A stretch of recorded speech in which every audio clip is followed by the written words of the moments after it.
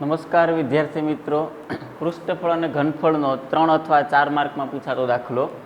નળાકાર પદાર્થની ઊંચાઈ 2.4 સેન્ટીમીટર, એટલે કે નળાકાર એની ઊંચાઈ હાઇટ કેટલી આપેલી છે 2.4 સેન્ટીમીટર, વ્યાસ એટલે કે ડાયામીટર ડી, વ્યાસ ડી બરાબર 1.4 સેન્ટીમીટર, એના ત્રિજ્યા 1.4/2, અડધા કરવાથી ત્રિજ્યા થાય, અથવા આને કહેવાય 1.4 અડધા 0.7.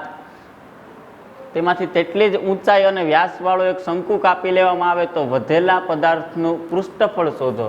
પહેલાં શંકુ છે, પહેલાં નળાકાર છે, નળાકારમાંથી એટલી જ ત્રિજ્યાવાળો એક શંકુ કાપી લેવામાં આવે તો આ ત્રિજ્યા 1.4 સેન્ટીમીટર છે, અહીંયા 1.4 સેન્ટીમીટર કાપી લેવામાં આવે તો પદાર્થનું કુલ પૃષ્ઠફળ કેટલું થાય. હવે જોઉં બાકી રહેલા પદાર્થનું પૃષ્ઠફળ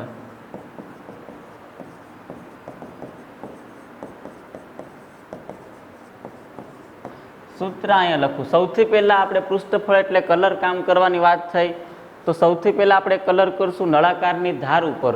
તો નળાકારનું પૃષ્ઠફળ મેળવવાનું સૂત્ર છે 2πrh પ્લસ અંદરનો ગોળાઈવાળો ભાગ શંકુ, શંકુની ધાર ઉપર કલર થશે એટલે શંકુનું પૃષ્ઠફળ મેળવવાનું છે πrl, અને નળાકારનું તળિયું, નળાકારનો જે તળિયાવાળો ભાગ, જે ગોળાકાર ભાગ છે એ ગોળાઈ ઉપર કલર કરવાનો થાય તો એનું ક્ષેત્રફળ છે πr², વર્તુળનું ક્ષેત્રફળ πr². હવે આ જે એલ છે એ તિર્યક ઊંચાઈ, નળાકારની તિર્યક ઊંચાઈ, શંકુની તિર્યક ઊંચાઈ મેળવવાનું સૂત્ર, એમાં પાયથું લાગે L² = h² + r². પાયથાગોરસના નિયમ મુજબ તિર્યક ઊંચાઈ મારે મેળવવી પડશે. અહીંયા 90 અંશનો ખૂણો બને. હવે h એટલે કે ઊંચાઈનો વર્ગ, એટલે કે 2.4 વર્ગ પ્લસ ત્રિજ્યા 0.7 વર્ગ, 24 વર્ગ 576 એટલે કે 5.76, અને 7 49 એટલે કે 0.49, બેનો સરવાળો કરીએ 625 એટલે કે 6.25, અને એનું વર્ગમૂળ કાઢવામાં આવે તો 2.5. આપણે ભણી ગયા એ પ્રમાણે 7, 24 અને 25 પાયથાગોરસની ત્રિપુટી છે, એટલે કે તિર્યક ઊંચાઈ આપણને મળી 2.4. હવે આ સૂત્રમાં આપણે કોમન નીકળે πr, અહીંયા પણ છે πr અને અહીંયા પણ છે πr.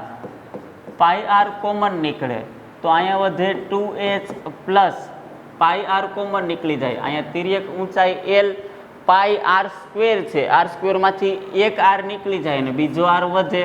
હવે આપણે સૂત્રમાં કિંમત મૂકીએ, પાઈની જગ્યાએ 22/7, ત્રિજ્યા 0.7, એનો મતલબ 7/10, 2h ઊંચાઈ આપણી પાસે છે 2.4, લખી નાખું 2.4.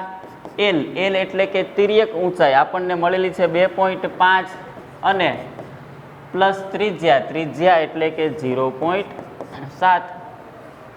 હવે સાદુરૂપ આપીએ તો અહીંયા 7 કટ થાય, 22/10, આ બાજુ 24 × 48 એટલે કે 4.8 પ્લસ 2.5 પ્લસ 0.7.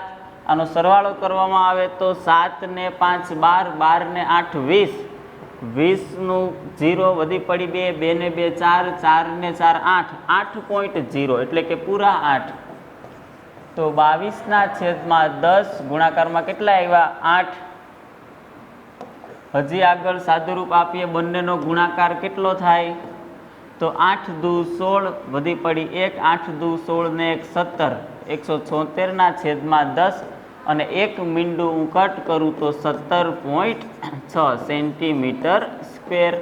આપણો જવાબ આવી ગયો. જોઈ લો આખો દાખલો, 17.6 સેન્ટીમીટર સ્ક્વેર. પણ અહીંયા રકમમાં લખેલ છે નજીકના સેન્ટીમીટર સ્ક્વેરમાં, તો આની નજીકની કિંમત થાય 17.6 ની નજીકની કિંમત થાય 18 સેન્ટીમીટર સ્ક્વેર. ખરેખર જવાબ છે 17.6 સેન્ટીમીટર સ્ક્વેર. પણ નજીકના સેન્ટીમીટર સ્ક્વેરમાં કીધું તો 17.6નો નજીકનો આંકડો 18 સેન્ટીમીટર સ્ક્વેર. ટેક્સ્ટ બુકમાં પાછળ આન્સરમાં 18 સેન્ટીમીટર સ્ક્વેર આપેલો છે. જોઈ લો આખો દાખલો.